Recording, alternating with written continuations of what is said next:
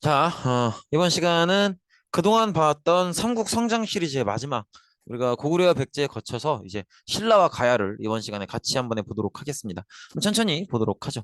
일단 신라 같은 경우에는 이거 근데 기억하셔야 돼요. 고조선 멸망하고 나서 철기 퍼지면서 등장했던 나라들 기억나시죠? 요거. 어, 저 위에 부여 있고요. 그 다음에 고구려 있고요. 옥저 있고요. 동해 있고요. 마한 있고요. 변한 있고요. 진한 있고요.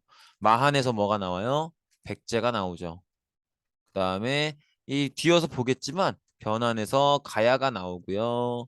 그다음에 진한에서 신라가 나오게 됩니다. 그래서 원래 신라는 처음부터 나라 이름이 신라가 아니었고요. 처음에는 사로국이었어요. 그래서 진한의 작은 나라 중에 사로국이라고 있었는데 지금의 경주 지역에 있는 나라였어요. 이 나라에서 시작이 됩니다. 그래서 또 괜히 그랬네. 그래서 이렇게 요 진안 요 지역에서 시작하는 나라고요. 보이시죠? 요 사로국 그죠? 사로국 보이실 겁니다. 괜히 그랬어. 그죠? 어쨌든 이렇게 보시면 되겠고 이것도 그러네 표시가 돼 있었네.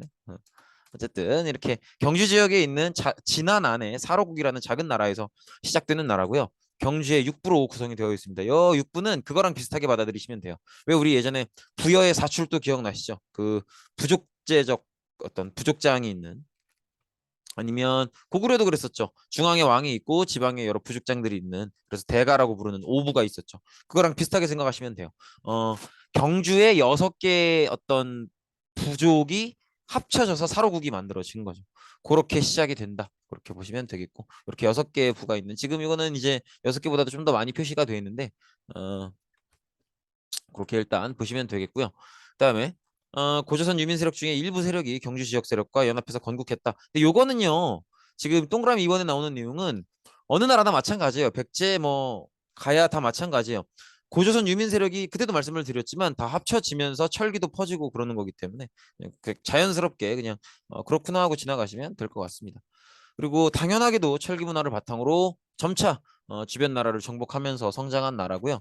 특이하게도 여기는 박씨, 석씨, 김씨 이 세 왕이 돌아가면서 교대로 왕위에 올라가요. 이게 굉장히 특이한 건데 고구려 같은 경우에는 처음부터 고씨, 고주몽의 고씨가 독점을 하고요. 그다음에 백제는 부여씨라는 성씨가 왕위를 독점하는데요. 어, 신라는 처음에는 박씨, 석씨, 김씨 이 세 왕이 교대로 왕위에 올랐어요. 그래서 각각의 시조를 보면 최초의 시조는 박씨의 박혁 거세고요. 그다음에 석탈해. 근데 요거 외우실 필요는 없어요. 외우실 필요 없으니까 안 써놓은 거예요. PPT에. 기말지. 뭐 이게 이제 각각의 시조인데 그래서 박씨, 석씨, 김씨 이 세 개의 왕이 번갈아 가면서 왕위를 해요. 그러니까 왕위 계승의 혼란이 사실은 좀 더 심한 편이죠. 근데 이제 나중에 가면 결국에 이제 최종적으로 왕위를 독점하는 건 김씨긴 한데 어쨌든 처음에는 이제 박씨, 석씨, 김씨 이렇게 교대로 왕위에 오른다는 거. 이게 그러니까 신라의 굉장히 특이한 초기의 특징이에요. 초기의 특징. 이렇게 보시면 되겠고 그리고 다른 나라랑 마찬가지로 고구려도 이랬었죠. 고구려도 왕보다는 초기에 이제 처음에는 왕보다는 이제 각 부족장들을 모아놓은 대가들을 모아놓은 제가회의가 좀 더 힘이 셌었죠.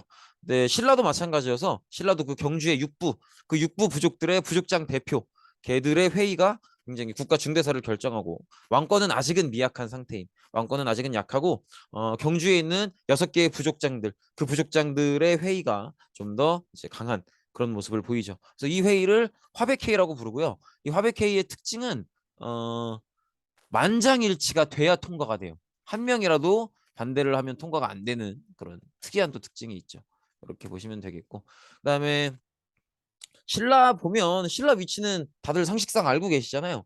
근데 신라의 위치를 보면 이따 또 지도로 보겠지만 워낙 이제 한반도 동남쪽에 치우쳐져 있기 때문에 선진문물 수용이 어려워요. 그러니까 사실은 이게 조금 우리가 자존심 상하게 받아들일 수 있을지 몰라도 결국 이제 중국이 워낙 규모도 크고 인구도 많기 때문에 당시까지만 해도 모든 선진 문물이 이제 동아시아권에서는 중국에서 다 나와요. 그러면 중국이랑 교역이 활발하게 돼야 선진 문물을 받아들일 수 있단 말이에요. 근데 신라 같은 경우에는 워낙 동남쪽에 치우쳐져 있으니까 중국이랑 직접 교역이 어렵죠. 그러니까 선진 문물을 수용하는 게 조금 어려운 편이죠. 보시면 지금 여기니까 여기가 이제 신라니까 아무래도 중국이랑 교류 교역이 어렵겠죠. 그런 면들도 볼 수가 있고요. 그다음에 내무랑 굉장히 중요합니다. 내무랑 반드시 꼭 내용들을 기억해 두셔야 되는 핵심적인 왕입니다. 일단 정복 활동 내용을 보면 낙동강 동쪽 지역을 거의 다 차지를 해요. 그래서 정복 활동을 굉장히 활발하게 하고요. 그리고 내무랑 때 이제 박씨, 석씨, 김씨가 원래는 돌아가면서 왕을 했잖아요. 내무랑 때 김씨에 의한 왕위 세습이 이제 딱 고정이 됩니다. 그래서 김씨만이 왕위를 세습할 수 있도록 그렇게 고정이 되고요. 그리고 이때 이제 왕의 칭호가 마립간으로 바뀌게 됩니다. 이게 무슨 얘기냐 싶을 수 있는데 신라는 처음부터 왕을 왕이라고 부르진 않았었어요. 그러니까 신라인들이 원래 고유하게 사용하는 표현들이 있었거든요. 처음에는 거서간, 그다음엔 차차홍, 그다음에 이사금, 마립간 이렇게 되는데 이걸 다 외우실 필요는 없어요. 그런데 마립간이라는 표현은 기억하셔야 돼요. 마립간이라는.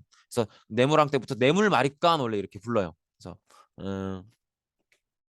뇌물 마립간이라고 부르는 표현. 이게 이제 내무랑 때부터 시작이 됐다. 이렇게 보시면 되겠죠. 그래서 뇌물 마립간 이렇게 바뀌었죠.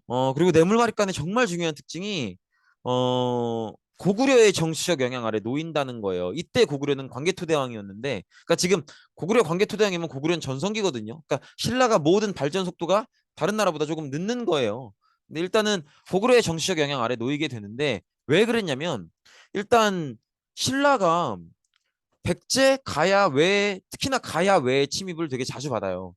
그래서 이제 이때 내무랑이 백제, 가야 외의 침입을 하도 자주 받으니까 그러니까 외는 일본이죠. 백제, 가야 일본의 침입을 하도 자주 받으니까 이때 고구려 광개토대왕한테 좀 도와달라고 부탁을 해요. 근데 광개토대왕이 이걸 기회로 노리고 이걸 신라를 잘 이때 도와주면 신라를 내 맘대로 주무를 수 있겠는데 이 생각을 해요. 왜냐면 도와줬으면 말을 들어야 되니까.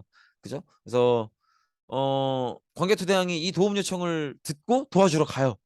도와주러 가서 또 고구려 사람들 싸움 좀 잘합니까? 다 내쫓아줘요.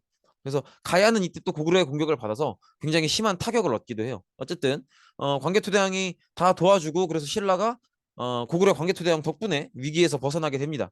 그러면서 이제 고구려의 정치적 영향의 아래 놓이는 거죠. 그러니까 굉장히 많은 정치적 간섭을 받게 돼요. 그래서 그런 걸 볼 수 있고, 근데 이게 또 신라한테 해보니까 막상 당해보니까 또 꼭 나쁜 것만은 아니었던 게 고구려는 중국이랑 직접 맞닿아 있잖아요. 그렇다 보니까 이제 고구려를 통해서 중국이랑 교류도 굉장히 활발하게 하고 그래서 고구려를 통해서 중국이랑 교류할 수 있게 되면서 선진 문물도 많이 받아들일 수 있게 됐고 이런 장점들을 그래도 조금 누렸죠. 그다음에 호명 그릇은 뭐냐면 뇌물마리간 시절에 광개토대왕한테 정치적인 영향을 받았다라는 걸 증명해주는 유물이에요. 이 호호명 그릇이 뭐냐면 이것도 그냥 상식 같은 건데 요 명자가 들어가잖아요. 그럼 이게 이름 명자가 아니고 색일 명자예요. 색일 명자. 요렇게 쓰는데 이렇게 쓰는데 색일 명자예요. 그래서 그릇에 새겨져 있다는 거예요. 뭐가 새겨져 있냐면 호라는 글자가 새겨져 있다는 건데 사실 실제로 새겨진 글자는 훨씬 더 많아요. 여기 보시면 을묘년 어, 국, 강상, 광개토, 지호, 태왕 이렇게 써 있거든요. 이 을묘년은 연도고요. 국강상, 광개토, 지호, 태왕은 뭐냐면 광개토대왕을 의미하는 거예요. 근데 이게 특이하죠. 광개토대왕의 이름이 쓰여져 있는 그릇이 신라 경주에서 발굴이 된 거예요. 이걸 통해서 광개토대왕이 실제로 신라를 정치적으로 간섭했구나. 이걸 알려주는 그런 유물이라는 거죠. 이거 꼭 중요하게 기억을 하셔야 돼요. 그다음에 이제 눌지마립간으로 넘어가는데요. 요때는 왕위 계승이 좀 더 왕권이 강화돼서 앞전에 뇌물마립간 때는 김씨 세습이 이제 고정됐었잖아요. 근데 눌지마립간 때는 드디어 왕의 부자 상속이 확립됩니다. 그래서 요거 잘 헷갈리시면 안 돼요. 많이들 헷갈려 해요. 뇌물마립간 때는 왕위의 김씨 세습이 정해진 거고요. 확립된 거고. 그다음에 눌지마립간 때는 왕위의 부자 상속. 아버지가 아들에게 물려주는 그 상속이 확립된 거다. 꼭 중요하게 기억을 해두시고 그다음에 요때는 고구려의 정치 간섭을 탈피하게 돼요. 그동안 메모랑 때까지 고구려의 정치 간섭을 받았잖아요. 근데 이게 어떻게 보면 좋게 보일 수 있는데 꼭 좋은 것만은 아니에요. 왜냐면 신라가 뇌물에서 눌지로 갈 때 우리 이거 고구려 배울 때도 또 배울 거예요. 고구려는 왕이 광개토에서 누구로 가냐면 장수왕으로 가요. 이렇게 가는데 광개토는 간섭만 했잖아요. 근데 장수왕은 생각이 달라요. 직접 공격을 할 생각이에요. 그러니까 간섭을 안 하지. 이해되시겠죠? 장수왕은 간섭할 생각이 아니야. 직접 공격을 할 생각이에요. 그렇기 때문에 정치 간섭에서 벗어나는 거예요. 그럼 반대로 그 얘기는 무슨 얘기예요? 내무랑 때는 그냥 간섭만 받았다면 눌지왕 때는 공격에 대비해야 되는 상황인 거예요. 이해되시겠죠? 차이가 있어요. 광개토대왕 때는 내무랑을 도와준 다음에 간섭을 했다면 장수왕은 아예 직접 공격할 생각이다. 그렇기 때문에 간섭을 따로 하지 않는 것이다. 꼭 생각을 해 두셔야 됩니다. 그래서 이 공격에 대비하기 위해서 누구랑 동맹을 맺는데 누구랑 동맹을 맺겠어요? 그냥 이거는 따로 외우지 않아도 그냥 생각할 수 있죠. 위에 고구려가 있고 옆에 백제가 있단 말이에요. 그 다음에 신라야. 근데 고구려가 내려올라 그래. 그럼 누구랑 동맹 맺어야 돼? 당연히 백제지. 그래서 백제랑 동맹을 맺게 된다는 거죠. 그다음에 이제 가야 얘기를 좀 해볼 텐데요. 너무 짧게 보여줬나? 백제랑 동맹을 맺는다는 거 보시면 되겠고, 그다음에 가야는 낙동강유역의 어느 지역이었어요? 이게 또 한번 기억나시려나? 어, 자, 부여, 고구려, 옥저, 동해, 마한, 진안, 그 다음에 여기 있는 게 변환이었죠. 변환 지역이에요. 변환 지역. 변환 지역에서 철기 문화가 보급되기 시작합니다. 그래서 이걸 바탕으로 가야가 성장을 하게 됩니다. 그래서 가야 연맹을 형성하게 되는데 가야의 특징은 뭐냐면 고구려나 백제 신라는 처음에는 이제 각 지방 지역은 부족이 다스리고, 그러니까 부족장이 다스리고, 중앙은 왕이 다스리는, 그러니까 왕은 거의 중앙만 다스리고 각 부족장이 자기 지역을 다스리는 그런 시스템으로 다 출발을 해요. 고구려, 백제, 신라, 가야 다 그렇게 출발하는데, 근데 고구려, 백제, 신라는 그래도 왕권이 강화되어서 이제 부족장한테 통치를 맡기지 않고 왕이 모든 지역을 다 통치하는 그런 방향으로 통합이 되어 갔단 말이에요. 근데 가야는 그게 안 돼요.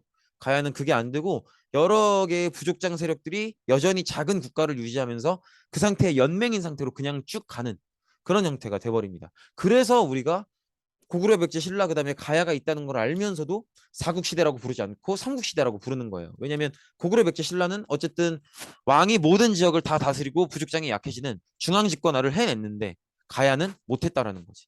이해되시겠죠? 그래서 이런 모습도 볼 수가 있고, 어쨌든 가야가 지금의 김해 지역에서 성장을 합니다. 이 지역의 특징은 우리가 변한 때도 이 얘기를 하긴 했었어요.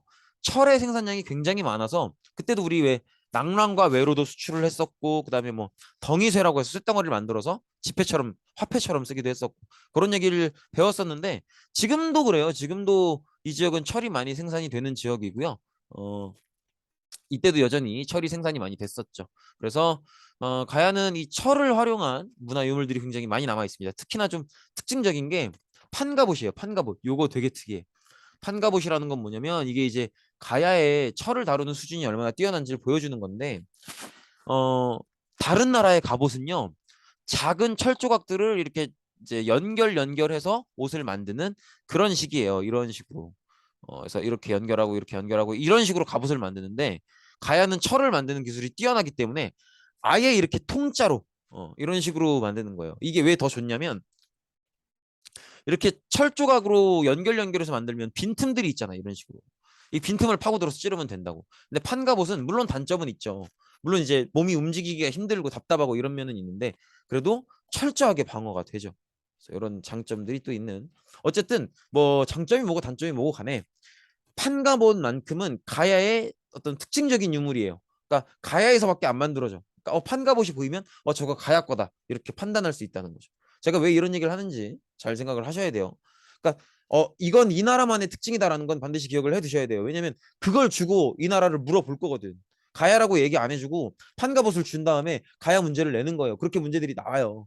그러니까는 꼭 생각을 해 두셔야 돼요. 힌트 없는 문제는 없어요. 그 힌트를 내가 봐낼 수 있느냐의 문제지. 이해되시겠죠? 그다음에 변환 때도 똑같았는데 낙랑과 외 사이에서 중개 무역을 합니다. 이런 식으로. 그래서 낙랑 기억나시죠? 낙랑. 요거 이제 우리 고조선이 한나라한테 멸망하고 나서 한나라가 고조선 무너뜨리고 나서 세웠던 게 한사군이고 그 한사군 중에 하나가 낙랑군이죠. 낙랑군이랑 요 외는 일본이고요. 역시 이 사람들한테 철도 팔고 또 이 사람들 사이에서 중개무역도 하고 이러면서 돈을 벌었다는 거죠. 그래서 다양한 문물을 수용하면서 나름대로 번영을 했는데 근간가야가 이제 이런 것들로 돈을 벌면서 연맹을 주도해요. 연맹을 주도하는데 언제 이제 타격을 입냐면 일단 고구려의 이 왕이 낙랑을 완전히 이제 무너뜨리죠. 그래서 한반도에서 중국 세력을 완전히 몰아낸 고구려의 왕이 있어요. 누군지 혹시? 미천왕이죠. 미천왕. 미천왕이 이제 완전히 한반도 내에서 한 사군 그 중국 세력을 완전히 몰아내잖아요. 근데 이게 우리 민족 차원에서 들으면 되게 좋은 얘기인데 가야 입장에서는 중요한 고객이 사라진 거예요. 가야 입장에서는 철을 많이 생산을 했으면 그걸 낙랑한테 갖다 팔아야 되는데 낙랑이 완전 망해버리니까 낙랑한테 팔 수가 없는 거죠. 그럼 팔 데가 없으니까 이제 버는 돈이 줄어들겠죠. 이게 또 가야가 약해진 되게 중요한 이유예요.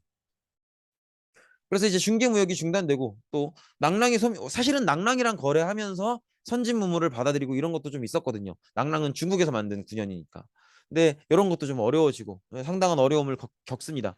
그리고 또 시간이 흘러서 금관가야가 결정적인 타격을 입는 사건이 생겨요. 뭐냐면 우리가 이미 알고 있는 신라의 내무랑이 도와달라고 요청을 해서 고구려의 광개토대왕이 내려오죠. 그걸 보여주는 유물이 호우면 그릇이었잖아요. 어쨌든 광개토대왕이 내려와서 가야까지도 같이 공격을 한단 말이에요. 왜냐면 가야가 신라를 괴롭혔었으니까. 그래서 이때 이제 고구려 광개토대왕의 공격을 받으면서 결정적인 타격을 입어요. 멸망하진 않는데 더 이상 가야 연맹을 주도할 수는 없는 그런 상황에 놓이게 되죠. 이렇게 보시면 되겠고 그리고 이제 우리가 삼국을 다 배워봤는데 쭉 배워보시면서 느끼셨을 수도 있고 아닐 수도 있는데 고구려 백제 신라가 공통적으로 해낸 게 있고 가야가 못한 게 있어요. 그래서 고구려 백제 신라가 공통적으로 해낸 것들 그런 것들을 완수해야 우리가 이제 고대 국가가 되었다라고 얘기를 하거든요. 그러니까 무슨 얘기냐면 어 기존에 어떤 왕은 중앙밖에 다스리지 못하고 각 지방은 각 지방의 부족장들이 다스리는 그런 단계의 국가에서 한 단계 발전했다는 거지. 그 한 단계 발전했다라는 걸 보여주는 몇 가지 고구려 백제 신라의 공통점들이 있어요. 그걸 각각 어느 시점에 했는지를 기억을 하셔야 돼요. 그게 뭐냐면 일단은 영토를 확장한다는 거. 그다음에 불교를 받아들인다는 거. 그다음에 율령, 즉 법을 반포한다는 거. 그다음에 왕위를 이제 형제 상속에서 부자 상속으로 넘긴다는 거. 왕권 강화를 얘기하는 거죠. 그래서 삼국을 이렇게 보면 고구려가 영토를 확장했던 건 언제였어요? 고구려는 태조왕, 미천왕 때 각각 그래서 태조왕 때는 옥저 동해를 차지하고요. 그다음에 미천왕 때는 어디예요? 한반도에서 이제 중국 세력을 완전히 몰아내는 그리고 요동 지역도 이때 차지를 하게 되죠. 그다음에 고구려가 불교를 받아들이는 건 언제였어요? 사실 고구려는 불교 수용과 율령 반포가 거의 같죠. 어느 왕이었어요? 기억나시나 혹시? 소수리왕이었죠. 그다음에 고구려가 왕위를 부자 상속으로 확고하게 또 고정을 했던 건 혹시 고국 천왕이었죠. 그다음에 백제로 넘어가시면 백제가 영토 확장을 했던 건 역시 고위왕도 들어가지만 아무래도 근초고왕이 더 확실하죠. 남해안까지 진출해서 우리가 상식적으로 알고 있는 백제 영토를 완성했으니까. 그다음에 백제 불교 수용. 백제 불교 수용은 아셔야 되는 게 이 왕은 백제의 이 왕은 불교 수용 하나밖에 없어요. 누구예요? 침류왕이죠. 그다음에 율령을 반포했던 건 고위왕이고요. 그다음에 왕위의 부자 상속을 확고하게 고정시켰던 건 근초고왕이죠.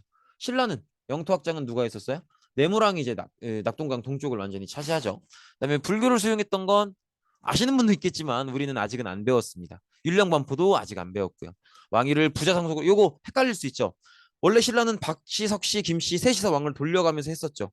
그런데 김씨로 고정한 왕은 뇌물마리간이에요. 그런데 이걸 왕이 부자 상속으로 아들에게 물려주는 걸로 고정했던 왕은 누구였어요? 그렇죠. 눌지마리간이었죠. 이렇게 요거 학습지 한 켠에 이거 캡처 뜨셔서 옮겨 적어 주시지 마세요. 왜냐면 요거 지금 물음표 나와 있는 데까지 배우고 나면 한 번 더 정리할 거예요. 그때 적어 주세요. 네, 고생 많으셨습니다. 가야는 고생 많이 끝날 줄 알았죠. 가야는 그 어떤 것도 하지 못하죠. 그렇기 때문에 우리가 고구려 백제 신라만 묶어서 삼국시대라고 부르는 거죠. 그래서 가야는 고대 국가가 되지 못했다. 이렇게 보시면 되겠죠. 네, 고생 많으셨습니다. 진짜 끝입니다.